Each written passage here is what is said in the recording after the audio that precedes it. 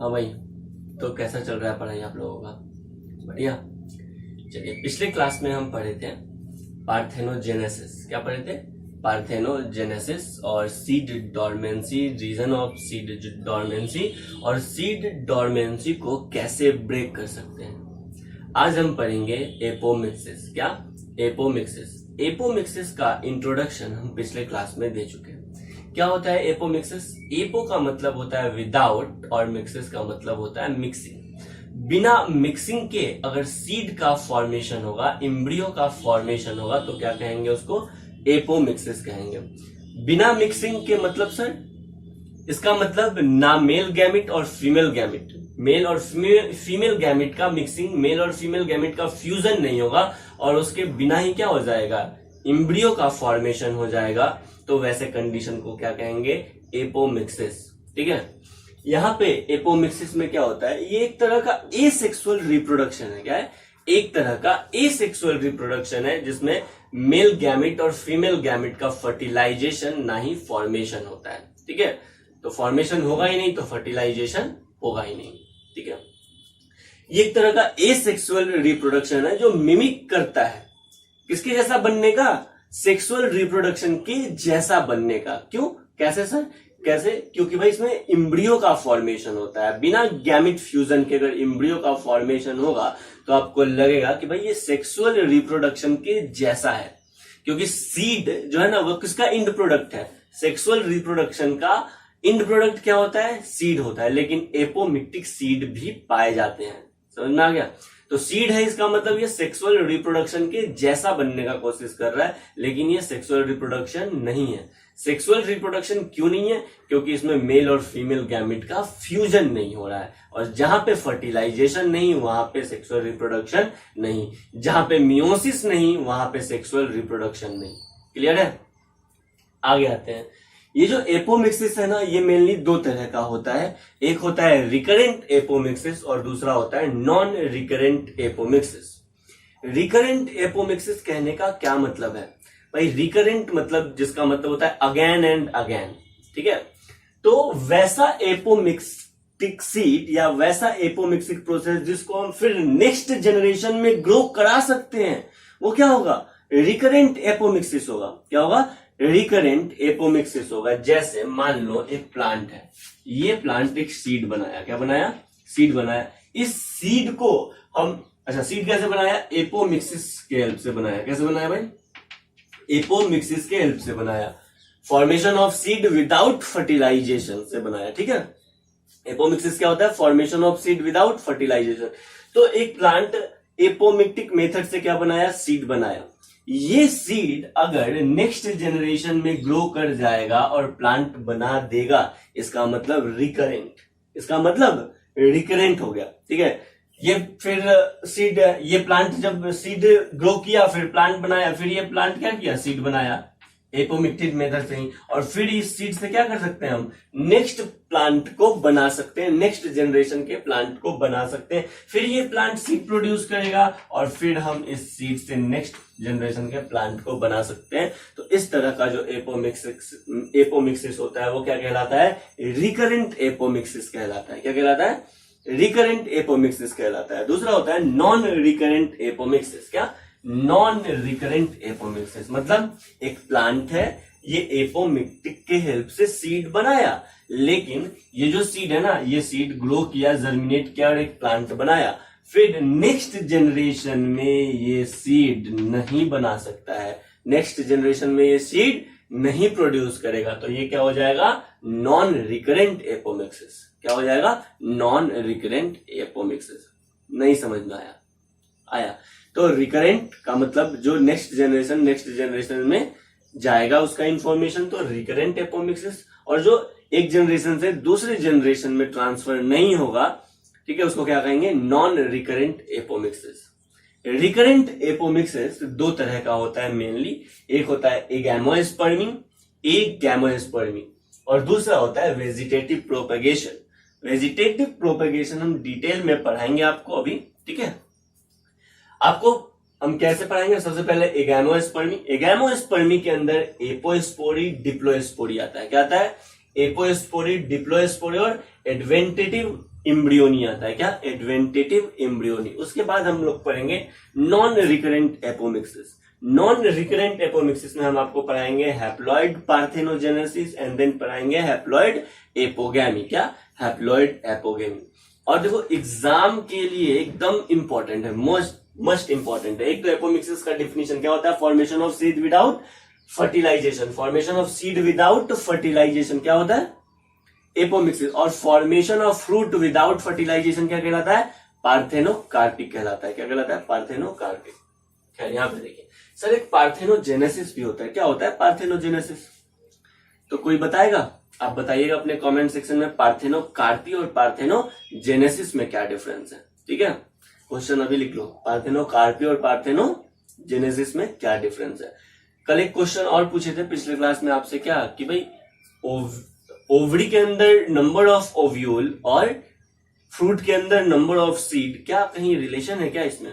ठीक है, तो जवाब आप दीजिए इसका। कहां पे थे हम? Recurrent apomixis. रिकरेंट एपोमिक्सिस दो तरह का, agamospermy and vegetative propagation. Agamospermy में हम लोग को क्या पढ़ना है? Apospory. Exam point of view से एपोस्पोरी बहुत इंपॉर्टेंट है, इसका डेफिनेशन समझना बहुत इंपॉर्टेंट है। डायरेक्ट क्वेश्चन डेफिनेशन से रहता है। और दूसरा आपको समझना है हैप्लॉइड एपोगैमी, मतलब एपोगैमी और एपोस्पोरी। ठीक है, एग्जाम में इससे क्वेश्चन रहता ही रहता है एक क्वेश्चन। सुनो भाई, ए गैमोस्पर्मी क्या कहलाता है? ए का मतलब होता है एब्सेंट। क्या होता है? एब्सेंट। ठीक है, और गैमिट स्पर्म और क्या? स्पर्म और एग सेल का फ्यूजन यहाँ पे एब्सेंट है, तो क्या बोलेंगे? ए गैमोस्पर्मी। क्या बोलेंगे? ए गैमोस्पर्मी। ए गैमोस्पर्मी में फॉर्मेशन होता है इम्ब्रियो का बिना गैमिट फॉर्मेशन के। क्या? बिना गैमिट फॉर्मेशन के और बिना फर्टिलाइजेशन के। तो इस तरह के रिप्रोडक्शन को क्या कहते हैं? एगैमोस्पर्मी। एगैमोस्पर्मी में प्लांट प्रोपगेट होता है सीड के ही हेल्प से, लेकिन जो सीड बना है ना वो गैमिट फ्यूजन और गैमिट फॉर्मेशन से नहीं बना है, मतलब ना ही फर्टिलाइजेशन से बना हुआ है और ना ही उसमें मियोसिस इन्वॉल्व है। तो इस तरह के रिप्रोडक्शन को क्या कहते हैं? एगैमोस्पर्मी। अब एगैमोस्पर्मी में आता है क्या? एपोस्पोरी, डिप्लोस्पोरी। ठीक है, हेडिंग देंगे एगैमोस्पर्मी। आपको ये सब जो हम आपको समझा रहे हैं अभी तक क्लियर है? चलिए हेडिंग देंगे एगैमोस्पर्मी।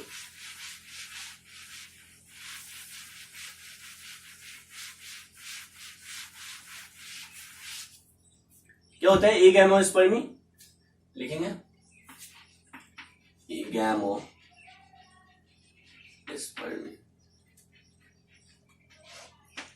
अब भाई क्या होता है agamospermy? Embryo formed without meiosis and fertilisation. लिखना, embryo formed without meiosis and fertilisation. आगे लिखिएगा, plant propagated through seed, plant propagated through seed, but embryo formation does not involve meiosis and syngamy। मतलब plant में जो embryo बनता है, क्या बनता है भाई? इम्ब्रियो बनता है, उसमें मियोसिस एंड फर्टिलाइजेशन मतलब gamete formation and gamete fusion क्या होता है? एब्सेंट होता है। क्या होता है? एब्सेंट होता है। और ये जो इम्ब्रियो बना है ना, इम्ब्रियो बना है वो कैसे बन गया? कैसे बन गया? तो प्लांट के दूसरे डिप्लॉयड पार्ट से बन गया, चाहे वो मेगास्पोर मदर सेल से इम्ब्रियो बन जाएगा या ओव्यूल के इंटेगुमेंट या न्यूसेलस वाले पोर्शन से क्या बन जाएगा? बोलो ना, इम्ब्रियो बन जाएगा। यानी किसी डिप्लॉयड ओव्यूल पार्ट से इम्ब्रियो का फॉर्मेशन होगा। ठीक है, एगैमोस्पर्मी में। और एगैमोस्पर्मी के अंदर हमको क्या क्या पढ़ना है? बोलो ना, क्या पढ़ना है? एक तो हमको पढ़ना है एपोस्पोरी और दूसरा पढ़ना है डिप्लोस्पोरी। क्या? डिप्लोस्पोरी। क्लियर? एपोस्पोरी और डिप्लोस्पोरी।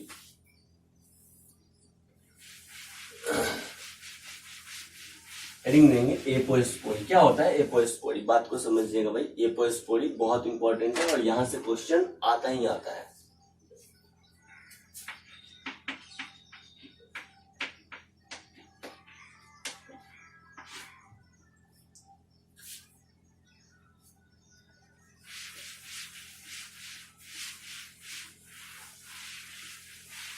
चलिए, एपोस्पोरी, एपो का मतलब होता है एब्सेंट और स्पोर का मतलब स्पोर्स है ना, गैमेट्स। मतलब यहाँ पे स्पोर फॉर्मेशन एब्सेंट होगा, गैमेट फॉर्मेशन एब्सेंट होगा, तो क्या कहेंगे एपोस्पोरी कहेंगे। क्या कहेंगे एपोस्पोरी कहेंगे। मतलब यहाँ पे जब गैमेट फॉर्मेशन एब्सेंट होगा यानी गैमेटोफाइट बनेगा ही नहीं। क्या गैमेटोफाइट बनेगा ही नहीं, कि गैमेटोफाइट बनेगा, गैमेटोफाइट बनेगा ही नहीं या फिर गैमेटोफाइट बनेगा, तो गैमेटोफाइट बनेगा लेकिन डिप्लॉयड गैमेटोफाइट बनेगा। क्या डिप्लॉयड गैमेटोफाइट बनेगा। एपोस्पोरी में क्या होता है कि डिप्लॉयड एम्ब्रियो सैक या डिप्लॉयड फीमेल गैमेटोफाइट का फॉर्मेशन होता है। डिप्लॉयड एम्ब्रियो सैक या एम्ब्रियो सैक को क्या कहते हैं गैमेटोफाइट। जनरली जो गैमेटोफाइट होता है ना वो क्या होता है हैप्लॉइड होता है, लेकिन एपोस्पोरी के केस में, किसमें एपोस्पोरी के केस में यहाँ पे जो गैमेटोफाइट बनता है वो कैसा बनता है डिप्लॉयड गैमेटोफाइट बनता है। कैसा डिप्लॉयड गैमेटोफाइट बनता है, या डिप्लॉयड गैमेटोफाइट को क्या कहते हैं डिप्लॉयड एम्ब्रियो सैक कहते हैं। क्या डिप्लॉयड एम्ब्रियो सैक कहते हैं। ये डिप्लॉयड गैमेटोफाइट या डिप्लॉयड एम्ब्रियो सैक बनता है किसी डिप्लॉयड सेल से। किससे बनता है किसी डिप्लॉयड सेल से। ओव्यूल का कोई डिप्लॉयड सेल, और ओव्यूल में डिप्लॉयड सेल क्या है, एक तो ओव्यूल का इंटेगुमेंट होता है, दूसरा न्यूसेलस होता है, और तीसरा क्या होता है बोलो ना मेगास्पोर मदर सेल होता है। क्या मेगास्पोर मदर सेल होता है। तो न्यूसेलस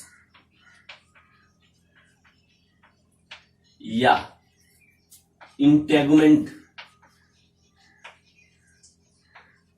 ये क्या होते हैं डिप्लॉयड होते हैं। क्या होते हैं भाई डिप्लॉयड होते हैं। तो न्यूसेलस या इंटेगुमेंट के हेल्प से डिप्लॉयड एम्ब्रियो सैक बनेगा। क्या बनेगा डिप्लॉयड एम्ब्रियो सैक या डिप्लॉयड गैमेटोफाइट बनेगा बिना मियोसिस के इन्वॉल्वमेंट के। बिना मियोसिस के इन्वॉल्वमेंट के, क्योंकि तुमको पता है जैसे ही मियोसिस हो जाएगा वैसे ही यहाँ पे क्या हो जाएगा डिप्लॉयड से क्या बन जाएगा हैप्लॉयड। तो मियोसिस नहीं होता, इसका मतलब क्या होता होगा माइटोसिस होता है। खैर न्यूसेलस और इंटेगुमेंट अगर डेवलप्ड हो जाए, न्यूसेलस और इंटेगुमेंट से अगर डेवलपमेंट हो जाए किसका डिप्लॉयड एम्ब्रियो सैक या डिप्लॉयड गैमेटोफाइट का। किसका डिप्लॉयड एम्ब्रियो सैक या डिप्लॉयड गैमेटोफाइट का, तो इस कंडीशन को बोलेंगे क्या एपोस्पोरी। क्या कहेंगे एपोस्पोरी। और आपको पता है कि ये जब एम्ब्रियो सैक बन जाएगा तो इसी एम्ब्रियो सैक के अंदर एम्ब्रियो होता है और वही एम्ब्रियो फर्दर जाके डेवलप हो जाएगा किसमें सीड में। किसमें सीड में। तो वो ओव्यूल जिसमें न्यूसेलस या इंटेगुमेंट सेल यानी डिप्लॉयड यानी स्पोरोफाइट का डेवलपमेंट होता है डिप्लॉयड गैमेटोफाइट में या डिप्लॉयड एम्ब्रियो सैक में, और उससे क्या बन जाएगा फर्दर डिप्लॉयड सीड बन जाएगा। किसी भी तरह का गैमेट फ्यूजन तो नहीं हुआ और क्या बन गया मेरा सीड बन गया। किससे स्पोरोफाइटिक सेल से। इस कंडीशन को कहते हैं एपोस्पोरी। क्या कहते हैं एपोस्पोरी। तो एपोस्पोरी क्या होता है ओव्यूल के न्यूसेलस और इंटेगुमेंट्री सेल्स डेवलप्ड होके डिप्लॉयड गैमेटोफाइट या डिप्लॉयड एम्ब्रियो सैक बनाते हैं, तो इस कंडीशन को कहते हैं एपोस्पोरी।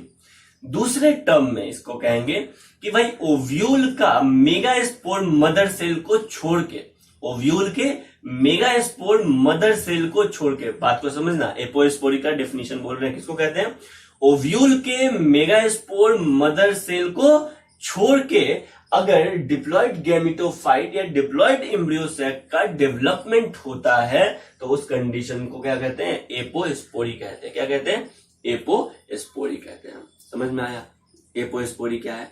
स्पोरोफाइट से डिप्लॉयड स्पोरोफाइट से क्या बन जाता है डिप्लॉयड गैमेटोफाइट बन जाता है। अब बताइए, ये डिप्लॉयड गैमेटोफाइट फर्दर क्या बना देगा, डिप्लॉयड सीड बना देगा। और जैसे ही डिप्लॉयड सीड बन गया तो फिर नेक्स्ट जनरेशन में क्या बन जाएगा, ये डेवलप्ड होके जर्मिनेट करके प्लांट बन जाएगा। क्या बन जाएगा, प्लांट बन जाएगा। तो जैसा पेरेंट प्लांट होगा ठीक वैसा ही एपोस्पोरी के बाद क्या होगा, डॉटर प्लांट होगा। फिर ये कभी पेरेंट बनेगा और इससे फिर कभी डॉटर बनेगा। क्यों, क्योंकि देखो भाई, डिप्लॉयड कंडीशन में जो जेनेटिक मटेरियल होता है वो स्टेबल होता है। क्या, डिप्लॉयड कंडीशन में जेनेटिक मटेरियल जो होता है वो स्टेबल होता है। क्लियर है, इसी कारण ये एक जनरेशन से दूसरे जनरेशन में ट्रांसफर हो रहा है। दूसरे कंडीशन में, अच्छा, एपोस्पोरी का एग्जाम्पल क्या है, हिरासियम। क्या है, हिरासियम। तो एपोस्पोरी के एग्जाम्पल में आप लिखिएगा, इसका एग्जाम्पल क्या है, हिरासियम।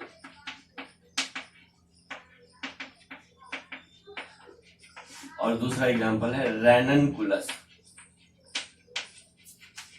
एग्जाम्पल इंपॉर्टेंट नहीं है, इंपॉर्टेंट क्या है यहाँ पे, देखो हम पहली बार बोल रहे हैं एग्जाम्पल इंपॉर्टेंट नहीं, यहाँ पे इंपॉर्टेंट क्या है, डिफिनीशन की भाई डिप्लॉयड स्पोरोफाइटिक सेल से न्यूसेलस या इंटेगुमेंट्री सेल से या मेगास्पोर मदर सेल को छोड़ के, तो मेगास्पोर ओव्यूल के मेगास्पोर मदर सेल को छोड़ के ओव्यूल में क्या बच गया, न्यूसेलस और इंटेगुमेंट्री सेल से अगर डिप्लॉयड गैमेटोफाइट या डिप्लॉयड एम्ब्रियोसैक का फॉर्मेशन होता है तो उस कंडीशन को क्या कहते हैं, एपोस्पोरी कहते हैं। क्लियर। अब हम आएंगे डिप्लोस्पोरी में। किसमें, डिप्लोस्पोरी में। चलिए, तो डिप्लोस्पोरी मतलब आप समझ गए हैं कि यहाँ पे एम्ब्रियोसैक, डिप्लॉयड एम्ब्रियोसैक का फॉर्मेशन होगा। यहाँ पे डिप्लॉयड पे अधिक फोकस कर रहे हैं। क्यों, क्योंकि सर ये रिकरेंट एपोमिक्सिस का एग्जांपल है। इसका एग्जांपल है रिकरेंट एपोमिक्सिस का। और रिकरेंट एपोमिक्सिस में एक जनरेशन से दूसरे जनरेशन, तीसरे जनरेशन में इंफॉर्मेशन ट्रांसफर होता है, प्लांट का क्या होता है, ग्रोथ होता है। क्लियर है। लेकिन नॉन रिकरेंट एपोमिक्सिस में हम देखेंगे हैप्लॉइड प्लांट बनाएंगे। और हैप्लॉइड प्लांट, हैप्लॉइड जो होता है ना, वो जेनेटिक मटेरियल अनस्टेबल होता है, वो एक जनरेशन से दूसरे जनरेशन में ट्रांसफर कर ही नहीं सकता है इंफॉर्मेशन को। ठीक है, खैर। तो अब हम आते हैं डिप्लोस्पोरी में। क्या,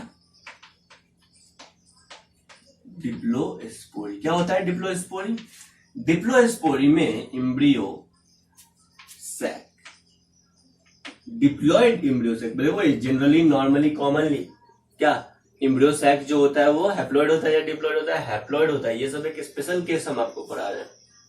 ठीक है, तो डिप्लॉयड एम्ब्रियो सैक या डिप्लॉयड, ट्वेन समझ जाओगे ना, diploid female gametophyte, female gametophyte का फॉर्मेशन होता है किससे, मेगास्पोर मदर सेल से। किससे, मेगास्पोर मदर सेल से। तो मेगास्पोर मदर सेल से, मेगास्पोर मदर सेल से फीमेल गैमेटोफाइट का डेवलपमेंट अगर होता है, किसका, फीमेल गैमेटोफाइट का डेवलपमेंट अगर होता है तो उस कंडीशन को क्या कहेंगे, बोलो ना, उस कंडीशन को क्या कहेंगे, उस कंडीशन को कहेंगे ए डिप्लोस्पोरी। क्या कहेंगे, डिप्लोस्पोरी। एक बार फिर से, डिप्लोस्पोरी क्या होता है सर, तो ओव्यूल का सेल, ओव्यूल में आर्किस्पोरियल सेल, आर्किस्पोरियल सेल बनाता है मेगास्पोर मदर सेल को। और ये मेगास्पोर मदर सेल डिप्लॉयड या हैप्लॉयड, वेरी गुड, क्या, डिप्लॉयड, डायरेक्ट बिना मियोसिस के, बिना मियोसिस के, मियोसिस नहीं होगा। क्लियर, बिना मियोसिस के मेगास्पोर मदर सेल बिना मियोसिस के फीमेल गैमेटोफाइट या एक एम्ब्रियो सैक को अगर बनाएगा तो इसको क्या कहेंगे, बोलो ना, डिप्लोस्पोरी कहेंगे। क्या कहेंगे, डिप्लोस्पोरी। क्लियर है। तो एगैमोस्पर्मी में हम डिप्लोस्पोरी पढ़ लिए और क्या पढ़ लिए, एपोस्पोरी पढ़ लिए। एक और बचता है एडवेंटेटिव एम्ब्रियोनी, है ना, उसमें नहीं लिखा था, आप लिख लीजिएगा। क्या, एडवेंटेटिव एम्ब्रियोनी। एडवेंटेटिव एम्ब्रियोनी क्या होता है, एडवेंटेटिव का मतलब क्या होता है, एडवेंटेटिव रूट मतलब साइड रूट, समझ में आ गया, मतलब जो मेन पार्ट नहीं है, मुख्य पार्ट नहीं है। ठीक है, एडवेंटेटिव का एक्चुअल मतलब होता है कमिंग फ्रॉम आउटसाइड। क्या होता है, कमिंग फ्रॉम आउटसाइड। ठीक है, एडवेंटेटिव का मतलब होता है कमिंग फ्रॉम आउटसाइड। तो नेक्स्ट एक हेडिंग देना, एडवेंटेटिव एम्ब्रियोनी।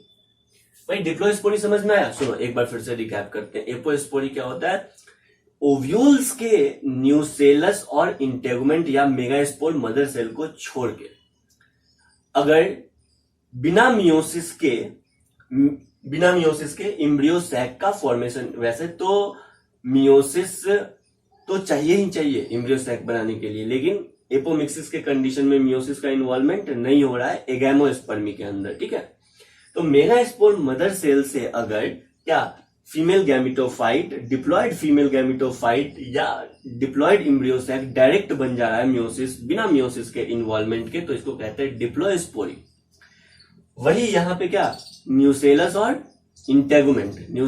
इंटेगुमेंट से direct female gametophyte, diploid female gametophyte या डिप्लॉयड इम्ब्रियो सैक बन जाएगा बिना मियोसिस के इन्वॉल्वमेंट के, तो क्या कहेंगे एपोस्पोरी। क्या कहेंगे एपोस्पोरी कहेंगे। क्लियर है। अब हम आपको बता रहे हैं एडवेंटेटिव इम्ब्रियोनी। क्या एडवेंटेटिव इम्ब्रियोनी। एडवेंटेटिव इम्ब्रियोनी में इम्ब्रियो का फॉर्मेशन होगा, इम्ब्रियो सैक का फॉर्मेशन होगा, लेकिन नॉन रिप्रोडक्टिव सेल से होगा। किससे? नॉन रिप्रोडक्टिव सेल से होगा। तो नॉन रिप्रोडक्टिव सेल से अगर जाइगोट इम्ब्रियो का फॉर्मेशन होता है तो उस कंडीशन को कहेंगे एडवेंटेटिव इम्ब्रियोनी। यहां पे देखो ना, रिप्रोडक्टिव सेल ही तो है मेगास्पोर मदर सेल, है कि नहीं? लेकिन एडवेंटेटिव में क्या होगा? Non reproductive cells. लेकिन सर न्यूसेलस और इंटेगुमेंट तो नॉन रिप्रोडक्टिव है, बिल्कुल, लेकिन वहां पे क्या हो रहा है अभी आपको बता रहे हैं कि एडवेंटेटिव इम्ब्रियोनी और एपोस्पोरी में क्या डिफरेंस है। यहां तक आपको क्लियर है?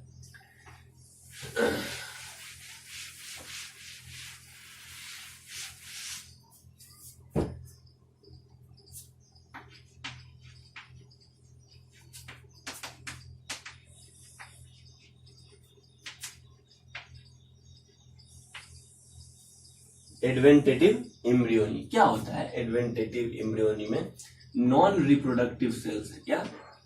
नॉन रिप्रोडक्टिव सेल जैसे न्यूसेलस, बिल्कुल, नॉन रिप्रोडक्टिव सेल जैसे न्यूसेलस और इंटेगुमेंट,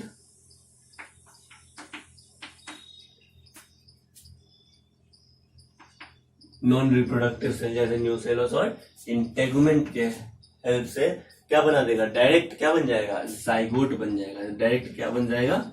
जाइगोट बन जाएगा। 2n डायरेक्ट क्या बन जाएगा? जाइगोट बन जाएगा। बीच में बनता था इम्ब्रियो सैक, याद करो, इम्ब्रियो सैक, और उस इम्ब्रियो सैक में फर्दर एक सेल का डेवलपमेंट होता था किसमें? जाइगोट में। लेकिन यहाँ पे क्या है? यहाँ पे नॉन रिप्रोडक्टिव सेल क्या एडवेंटेटिव इम्ब्रियोनी में क्या होता है? नॉन रिप्रोडक्टिव सेल से जैसे न्यूसेलस और इंटेगुमेंट से डायरेक्ट क्या बन जाएगा? जाइगोट बन जाएगा। इम्ब्रियो सैक बनेगा ही नहीं। तो इस कंडीशन को कहते हैं एडवेंटेटिव इम्ब्रियोनी। लेकिन वही एपोस्पोरी में क्या होता है? एपोस्पोरी में क्या होता है भाई? नॉन रिप्रोडक्टिव सेल जैसे न्यूसेलस और इंटेगुमेंट से बिना मियोसिस के पहले क्या बनता था? इम्ब्रियो सैक बनता था। उसके बाद इम्ब्रियो सैक में डेवलपमेंट होता था और वो डेवलप होता था सीड में, यानी कि जाइगोट में, इम्ब्रियो में। लेकिन यहाँ पे ऐसा नहीं है। Non reproductive cell direct developed हो जाता है किसमें? जाइगोट में। तो उस कंडीशन को कहते हैं एडवेंटेटिव इम्ब्रियोनी। और एडवेंटेटिव इम्ब्रियोनी का एग्जांपल है क्या? साइट्रस। क्या? साइट्रस में देखा गया है, मैंगो में देखा गया है, ओनियन में देखा गया है एडवेंटेटिव इम्ब्रियोनी। किसमें देखा गया भाई? साइट्रस में देखा गया है, ओनियन में देखा गया है और मैंगो में भी देखा गया है। क्लियर? तो एडवेंटेटिव इम्ब्रियोनी तो क्लियर है भैया। इधर था एगैमोस्पर्मी। एगैमोस्पर्मी में हमको 3 चीज पढ़ना था। क्या क्या? एपोस्पोरी पढ़ लिए, डिप्लोस्पोरी पढ़ लिया और बोलो ना एडवेंटेटिव इम्ब्रियोनी भी पढ़ लिया। दूसरा रिकरेंट का है टाइप है क्या भाई? क्या टाइप है? Vegetative propagation. वेजिटेटिव प्रोपेगेशन हम डिटेल में पढ़ेंगे आगे। वेजिटेटिव प्रोपेगेशन को मेनली हम 2 पार्ट में बांटे, नेचुरल वेजिटेटिव प्रोपेगेशन और artificial vegetative propagation. Natural vegetative propagation में आएगा मतलब क्या आ जाएगा भाई? रूट आ जाएगा, अंडरग्राउंड स्टेम आ जाएगा, क्रीपिंग स्टेम आ जाएगा या सब एरियल स्टेम आ जाएगा, लीव्स आ जाएगा और बल्बिल्स आ जाएगा। इस सब में क्या हो जाएगा बोलो? ये सब क्या है, natural way of vegetative reproduction है। वैसे वेजिटेटिव रिप्रोडक्शन क्या होता है, तो वेजिटेटिव रिप्रोडक्शन एक तरह का एसेक्सुअल रिप्रोडक्शन है जिसमें प्लांट का वेजिटेटिव पार्ट इन्वॉल्व होता है, रिप्रोडक्टिव नहीं, वेजिटेटिव पार्ट इन्वॉल्व होता है, इसलिए इसको क्या कह देते हैं, vegetative reproduction.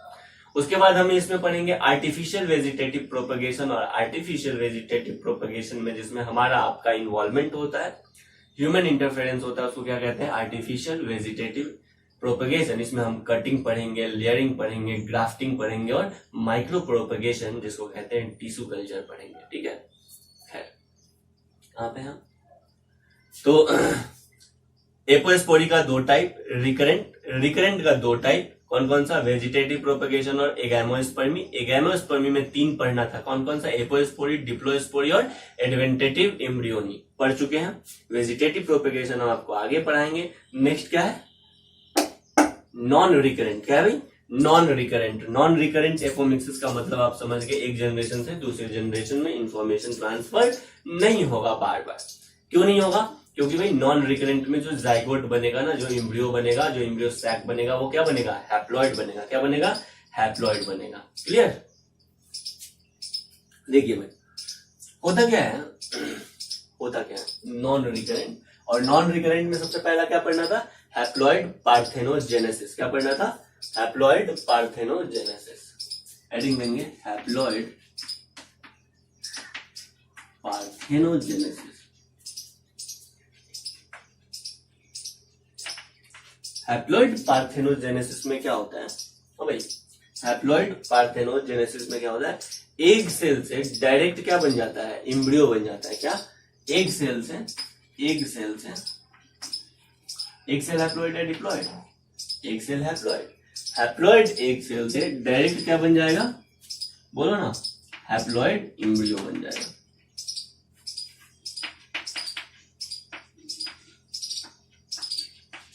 Haploid egg cell से हैप्लॉइड एम्ब्रियो बन जाएगा, डायरेक्ट हैप्लॉइड एम्ब्रियो बन जाएगा। फर्टिलाइजेशन होगा कि नहीं सर, नहीं भाई, बोल तो रहे हैं एसेक्सुअल रिप्रोडक्शन है तो फर्टिलाइजेशन का बात नहीं कहेंगे। ठीक है, तो अगर एग सेल डायरेक्ट डेवलप्ड हो जाए किसमें, एम्ब्रियो में, बिना फर्टिलाइजेशन के, क्या, बिना फर्टिलाइजेशन के, विदाउट फर्टिलाइजेशन, अगर एक सेल का डेवलपमेंट होता है एम्ब्रियो में बिना फर्टिलाइजेशन के, तो क्या कहेंगे इसको, हैप्लॉइड पार्थेनोजेनेसिस। क्या कहेंगे, हैप्लॉइड पार्थेनोजेनेसिस। क्लियर है। नेक्स्ट होता है, क्या होता है, नेक्स्ट होता है एपोगैमी। क्या होता है, एपोगैमी। याद करो, एम्ब्रियो सैक में, यहीं पे देख लेते हैं, एम्ब्रियो सैक में ये वाला क्या है, एक सेल है, ये वाला क्या है, सिनर्जिड है, इधर क्या है, एंटीपोडल सेल है। सिनर्जिड क्या होता है, हैप्लॉइड होता है, एंटीपोडल सेल क्या होता है, हैप्लॉइड होता है। अगर एक सेल से डायरेक्ट एम्ब्रियो बन गया तो क्या कहेंगे, अभी तो पता है, एक सेल से डायरेक्ट एम्ब्रियो बन गया तो क्या कहेंगे, हैप्लॉइड पार्थेनोजेनेसिस कहेंगे। क्या कहेंगे, हैप्लॉइड पार्थेनोजेनेसिस कहेंगे। अगर एम्ब्रियो सैक का कोई अदर हैप्लॉइड सेल जैसे एंटीपोडल सेल और सिनर्जिड, क्या, एंटीपोडल सेल और सिनर्जिड, एंटीपोडल सेल और सिनर्जिड से अगर क्या बन गया भाई, एम्ब्रियो बन गया, क्या बन गया, एम्ब्रियो बन गया, तो इसको क्या कहेंगे, एपोगैमी कहेंगे। क्या कहेंगे भाई, एपोगैमी कहेंगे। नहीं समझ में आया,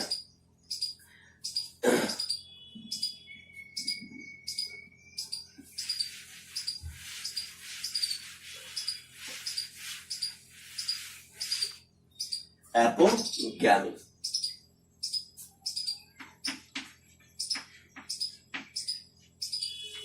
एपोगैमी में क्या होता है भाई, एंटीपोडल सेल या सिनर्जिड सेल से, एंटीपोडल सेल या सिनर्जिड सेल से, एम्ब्रियो सैक के एंटीपोडल सेल या सिनर्जिड सेल से, या अदर देन एक सेल, एंटीपोडल सेल और सिनर्जिड, एंटीपोडल और सिनर्जिड से क्या बन जाएगा, डायरेक्ट एम्ब्रियो बन जाएगा। और कैसा एम्ब्रियो, हैप्लॉइड एम्ब्रियो। कैसा एम्ब्रियो भाई, हैप्लॉइड एम्ब्रियो बन जाएगा बिना फर्टिलाइजेशन के, विदाउट फर्टिलाइजेशन। तो इस कंडीशन को क्या कहते हैं, एपोगैमी कहते हैं। तो देखो, एपोगैमी में गैमिटोफाइट का डेवलपमेंट हो रहा है, एम्ब्रियो का डेवलपमेंट हो रहा है, हैप्लॉइड गैमिटो, सॉरी अब ये गैमिटोफाइट नहीं है, एम्ब्रियो तो क्या होता है, स्पोरोफाइट होता है। तो एक्सेप्शनली यहाँ पे स्पोरोफाइट कैसा बन गया हाइपोगैमी में, हैप्लॉइड बन गया। कैसा बन गया, हैप्लॉइड।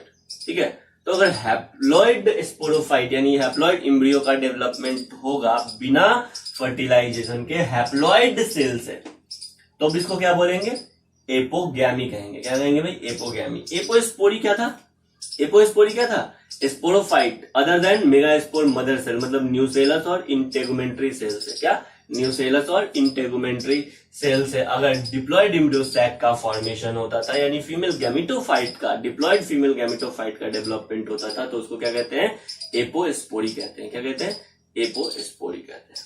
हाँ भाई, क्लियर हो गया, एपोस्पोरी, एपोगैमी। आप इसको बार बार पढ़िएगा, कोई भी बात अगर नहीं समझ में आ रहा है तो आप उसको जरूर जरूर जरूर पूछिएगा। सीट का सारा क्वेश्चन आप कर सकते हैं, previous year question, board pattern question, आपके पास समय है तो सीट में जो एक्सरसाइज 1, 2, 3 दिया हुआ है वो सब भी क्वेश्चन कीजिए। उसका जो थ्योरी है मैक्सिमम आपके शीट में होगा, लेकिन हम आपको सिलेक्टेड पढ़ाए हैं, मतलब एनसीईआरटी बेस्ड पढ़ाए हैं। कुछ एक टॉपिक हम बाहर से लिए जिसका जरूरत था, ठीक है, लेकिन आपके बोर्ड के लिए और नीट पैटर्न के लिए एनसीईआरटी सफिशियंट है। तो देखो भाई, जब आप बायोलॉजी पढ़ रहे हैं ना, एक थ्योरेटिकल सब्जेक्ट पढ़ रहे हैं, तो एक बाउंड्री में रह के पढ़ना बहुत जरूरी है। इसलिए, और बाउंड्री कौन फिक्स करेगा, हम और आप फिक्स नहीं करेंगे। एग्जाम का पैटर्न देखिए, ठीक है, और एग्जाम का पैटर्न पिछले 10 साल से पूरा कंप्लीटली एनसीईआरटी बेस्ड है, तो हम एनसीईआरटी से बाहर क्यों जाए। समझ में आ रहा है ना। तो बाउंड्री यही है भाई, अपना एनसीईआरटी। एक आध दो क्वेश्चन बाहर से आएगा, ठीक है, देख लेंगे, उतना नॉलेज हो जाएगा कि वो सब भी क्या हो जाएगा, हो जाएगा। तो एनसीईआरटी आपके लिए मस्ट है। बाउंड्री तय करना थ्योरेटिकल सब्जेक्ट में इसलिए भी इंपॉर्टेंट हो जाता है क्योंकि थ्योरेटिकल सब्जेक्ट को आपको क्या बार बार रिवाइज करना पड़ता है, बार बार रिकैप करना पड़ता है, ठीक है। इसलिए एनसीईआरटी का एक एक फिगर, एक एक डायग्राम इंपॉर्टेंट है, एक एक पैराग्राफ इंपॉर्टेंट है। क्लास देखने के बाद, है ना, लेक्चर अटेंड करने के बाद आप जरूर एनसीईआरटी पढ़िए। अगर आप नहीं पढ़ रहे हैं कोई भी, तो पढ़ना शुरू कर दीजिए, आपको मजा आएगा, ठीक है। खैर, क्लियर, आगे बढ़ते हैं अब। Importance of apomixis. एपोमिक्सिस का क्या इंपॉर्टेंस है, importance of apomixis in hybrid seed industry. एक एनसीईआरटी में लास्ट पैराग्राफ दिया है, हाइब्रिड सीड इंडस्ट्री में, हाइब्रिड सीड इंडस्ट्री में एपोमिक्सिस का क्या इंपॉर्टेंस है। देखो भाई, हाइब्रिड सीड जब हम बनाते हैं ना, क्या हाइब्रिड सीड बनाते हैं, तो हाइब्रिड सीड पहला बात की काफी कॉस्टली पड़ता है। क्या, काफी कॉस्टली पड़ता है, और हाइब्रिड सीड को हर एक साल प्रोड्यूस करना पड़ता है। हाइब्रिड सीड को जब हम जेनेटिक्स पढ़ेंगे तो आपको पता चलेगा कि क्यों हाइब्रिड सीड को बार बार बनाना पड़ेगा। जैसे इमेजिनेशन कीजिए क्या कि एक रेड कलर फ्लावर है, ठीक है, ऐसे ही भाई, ये हाइपोथेटिकल एग्जांपल आपको बता रहे हैं। रेड कलर फ्लावर प्लांट है और दूसरा व्हाइट कलर फ्लावर प्लांट है। क्या, व्हाइट कलर फ्लावर प्लांट है। गैमेट फॉर्मेशन होगा, कैपिटल आर स्मॉल आर से हैप्लॉइड बनेगा, दो है ना, तो डिप्लॉइड हैप्लॉइड गैमेट फॉर्मेशन होगा, यानी गैमेट फॉर्मेशन में सिर्फ गैमेट में क्या आएगा, सिर्फ एक आर आएगा, और यहाँ पे गैमेट फॉर्मेशन में सिर्फ एक हैप्लॉइड सेल्स आएंगे, ठीक है, जेनेटिक इंफॉर्मेशन। तो गैमेट बन गया कैपिटल आर स्मॉल आर, दोनों गैमेट का फ्यूजन हो गया, तो capital R small R. Flower कैसा हो गया, पिंक हो गया। फ्लावर कैसा हो गया भाई, पिंक हो गया। तो हमको क्या करना पड़ता है हाइब्रिड के कंडीशन में, ऐसे ही बहुत सारा रेड फ्लावर और व्हाइट फ्लावर प्लांट को क्रॉस कराते हैं, सेक्सुअली रिप्रोड्यूस कराते हैं, और तब हमको क्या मिलता है, पिंक फ्लावर वाला प्लांट मिलता है। क्या, पिंक फ्लावर वाला प्लांट मिलता है। नेक्स्ट जनरेशन में हमको अगेन फिर से पिंक फ्लावर प्लांट चाहिए, तो भाई देखो बहुत दिक्कत हो जाएगा। पिंक वाले को अगर आप क्रॉस कराइएगा ना, तो जो उसका कैरेक्टर्स होता है ना, जो इसमें छिपा हुआ है रेड और व्हाइट, वो क्या हो जाएगा, सेग्रीगेट हो जाएगा। मतलब कुछ प्लांट ऐसे बन जाएंगे जो रेड हैं, कुछ प्लांट ऐसे बन जाएंगे जो व्हाइट हैं, और बहुत कम प्लांट ऐसे बनेंगे जो पिंक है। समझ में आ रहा है, कुछ प्लांट ऐसे बनेंगे जो पिंक है, यानी नेचर, जबकि हमको क्या चाहिए, हमको सिर्फ और सिर्फ पिंक चाहिए। तो हाइब्रिड सीड के साथ सबसे बड़ा प्रॉब्लम है कि उसको हर एक साल हमको क्या करना पड़ता है, हाइब्रिड करके बनाना पड़ता है, हर एक साल नया सीड बनाना पड़ता है, और ये हाइब्रिड सीड वायबल भी नहीं होता है किसी केस में। अगर वायबल होगा तो जो इंफॉर्मेशन इसके पास है रेड और व्हाइट का, वो सेग्रीगेट हो जाएगा, नेक्स्ट जनरेशन में दिख जाएगा। समझ में आ गया। तो दूसरा है कि काफी कॉस्टली है, इसलिए काफी कॉस्टली है कि बहुत सारे साइंटिस्ट मिलके मास लेवल पे काम करेंगे तो उनका खर्चा तो आएगा ना भाई, काफी कॉस्टली है। तो साइंटिस्ट हाइब्रिड सीड में, ये हाइब्रिड सीड पिंक वाले प्लांट में, हाइब्रिड सीड में ये कोशिश कर रहे हैं साइंटिस्ट कि भाई इसमें एपोमिक्टिक जीन डाल दे। क्या डाल दे? एपोमिक्टिक जीन डाल दे। मतलब प्लांट में जो एपोमिक्सिस होता है ना, एपोमिक्सिस ये कैसे होता है इसका पता करके कौन सा स्पेसिफिक डीएनए का सीक्वेंस एपोमिक्सिस करवाता है, इस एपोमिक्टिक जीन को, एपोमिक्टिक फंक्शनल डीएनए को हम क्या करेंगे, पिंक प्लांट वाले में डाल देंगे। तो क्या होगा आपको पता है? क्या होगा? बिना फर्टिलाइजेशन के, बिना फ्यूजन के अब बनेगा प्लांट। तो एपोमिक्सिक सीड बन जाएगा अगर एगैमोस्पर्मी वाला, है ना, हैप्लॉइड वाला नहीं, डिप्लॉइड वाला, एपोस्पोरिया डिप्लोस्पोरी टेक्निक से। तो ये जो प्लांट बनेगा ना, बार बार वो एक जनरेशन से बार बार पिंक बनेगा। क्या? पिंक ये सीड प्रोड्यूस करेगा एपोमिक्सिस से, फिर हम इसको नेक्स्ट जनरेशन में ग्रो कर सकते हैं। फिर ये एपोमिक्सिस से सीड प्रोड्यूस करेगा, फिर हम इसको नेक्स्ट जनरेशन में ग्रो कर सकते हैं। तो साइंटिस्ट पता लगा रहे हैं एपोमिक्टिक जीन के बारे में। जैसे ही इसके बारे में पता चलेगा वो क्या करेंगे, हाइब्रिड सीड में इसको डाल देंगे। समझ में आ गया? हाइब्रिड प्लांट में इसको डाल देंगे। तो हाइब्रिड प्लांट एपोमिक्टिक तरीके से क्या करेगा, रिप्रोड्यूस करेगा।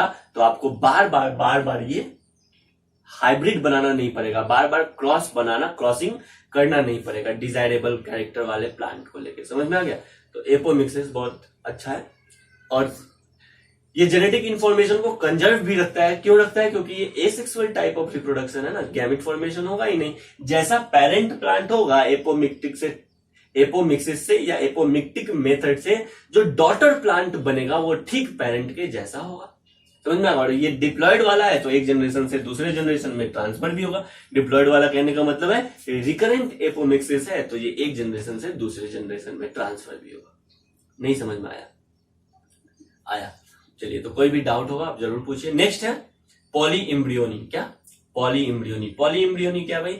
एक सीड में अगर एक से अधिक इम्ब्रियो है तो उस कंडीशन को क्या कहते हैं, पॉली इम्ब्रियोनी कहते हैं। क्या कहते हैं? पॉली इम्ब्रियोनी कहते हैं। एक सीड में अगर एक से अधिक इम्ब्रियो चला गया, एक से अधिक इम्ब्रियो का डेवलपमेंट हो गया है तो उस कंडीशन को क्या कहते हैं, पॉली इम्ब्रियोनी कहते हैं। क्या कारण है पॉली इम्ब्रियोनी का सर? सुनो भाई,